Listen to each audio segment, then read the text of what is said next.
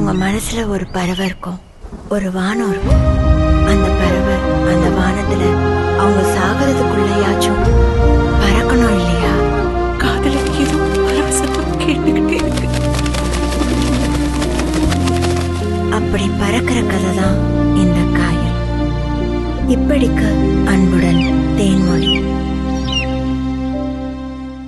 திரைக்குறள் நேயர்களுக்கு வணக்கம். சமீபத்தில் வந்த ஒரு நல்ல தகவல் அப்படின்னே சொல்லலாம். அதாவது என்னன்னா, எல்லாமே அந்த அரச புரசலாகவே சொல்லிக்கிறாங்களே, அவங்க சொல்கிறது உண்மையாக இருக்குமோ பொய்யா இருக்குமோ, இது எப்போ சொல்லுவாங்க, இது என்ன பண்ணுவாங்க அப்படின்னு ரசிகர்கள்லாம் ஆர்வத்தோடு காத்திருந்தாங்க.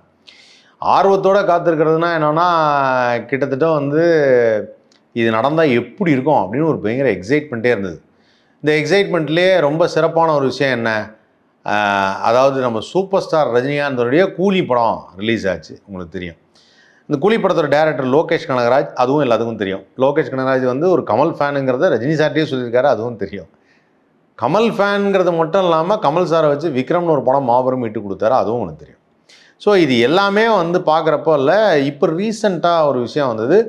சூப்பர் ஸ்டார் ரஜினிகாந்த் மற்றும் முழுவாயின் கமலஹாசன் இருவரும் இணைந்து ஒரு திரைப்படத்தை நடிக்க போகிறாங்க. ஆஃப்டர் 46 இயர்ஸ், 46 வருஷங்கள் கழித்து இந்த விஷயத்தை அவங்க முடிவு பண்ணியிருக்கிறாங்க. அண்ட் அதே சமயத்தில் வந்து இந்த இந்த படத்தை வந்து ரெட் ஜெயிண்ட் தான் வந்து ப்ரொடியூஸ் பண்ணுறாங்க. அண்ட் ராஜ்கமல் ஃபிலிம் இன்டர்நேஷனல் அவங்களும் சேர்ந்து தான் ப்ரொடியூஸ் பண்ணுறாங்க. அண்ட் இந்த படத்தை டைரக்ட் பண்ணுறது லோகேஷ் கனகராஜ். இந்த படத்துடைய லைன் என்னவாக இருக்கும்னா, 2 ஏஜிங் கேங்ஸ்டர்ஸ் அப்படின்னு சொல்லி அந்த 2 பேரை பற்றின கதையாக இருக்கும். இப்படிலாம் எல்லாமே சொன்னாங்க. எப்போ அஃபிஷியலாக வருது, என்ன நடக்க போகுது, யார் பண்ண போகிறா, யார் அந்த அஃபிஷியல் அனௌன்ஸ் பண்ண கொடுக்க போகிறா அப்படிங்கிற மாதிரி ஒரு டாக் ஓடிட்டே இருக்குது. அந்த டாக் ஓடிட்டே இருக்குது. ஒருத்தர் சார் இல்லை சார் எப்போ அனௌன்ஸ் பண்ணாலும், ஒருத்தர் சார் இல்லை சார் ரெட் ஜெயிண்ட்டுக்கு வந்து இன்பநிதி வந்து ஹெட்டாக வரப்போகிறாப்புல, இன்பநிதியோடைய ஃபஸ்ட்டு இதுவே வந்து ரெட் ஜெயிண்டில் இவங்க 2 பேரை வச்சு ப்ரொடியூஸ் பண்ணுற படமாக இருக்க போகுது அப்படிங்கிறத பற்றி ஒரு பக்கம் சொல்கிறாங்க.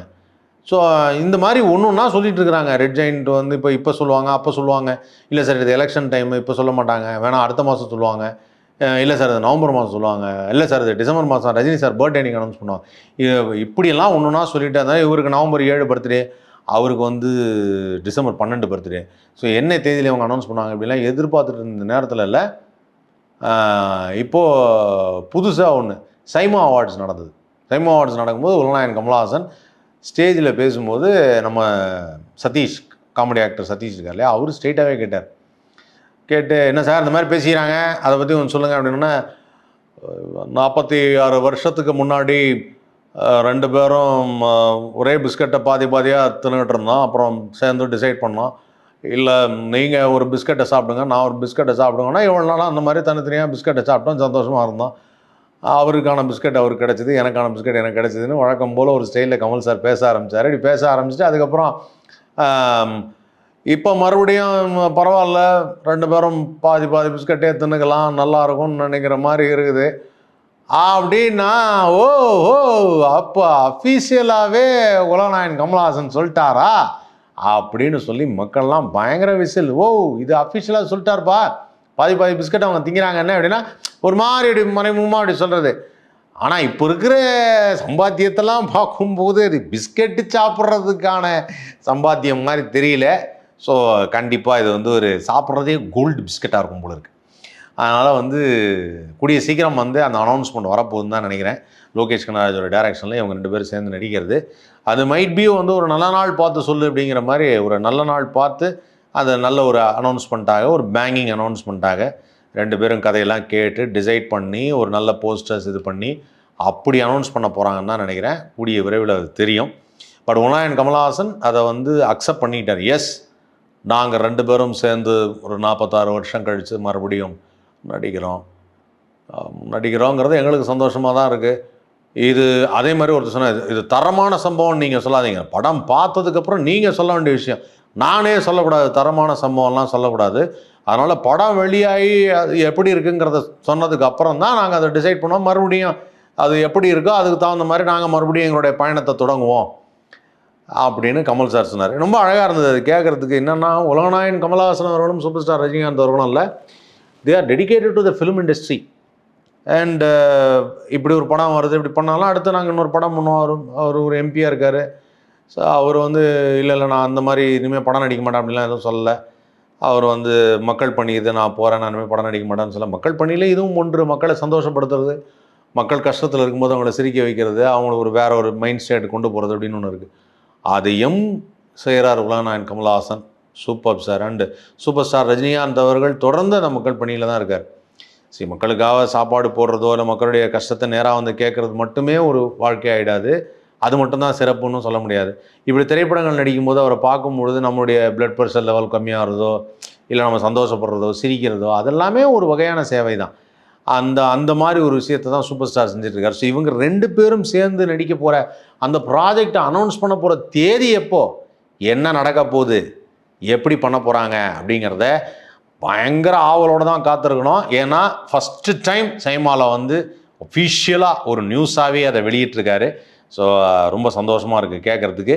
அண்ட் இதை தொடர்ந்து சைமா அவார்ட்ஸில் நிறைய பேர் வந்து ஆக்சுவலாக என்னென்னா இந்த சைமா அவார்ட்ஸ் வந்து ஏகப்பட்ட பேர் வந்து இல்லை வின் பண்ணியிருக்காங்க. இந்த 2025 வந்து நிறைய பேர் வந்து வின் பண்ணியிருக்காங்க. கூடிய சீக்கிரம் வந்து அந்த விருதுகள்லாம் யார் கிடச்சிருக்கு அப்படிங்கிறத நம்ம தெரிஞ்சுக்க போகிறோம். அப்படி தெரிஞ்சதுக்கப்புறம் அதை பற்றி நான் நிறையா பேசுவோம். சைமா அவார்ட்ஸ் நடந்தது.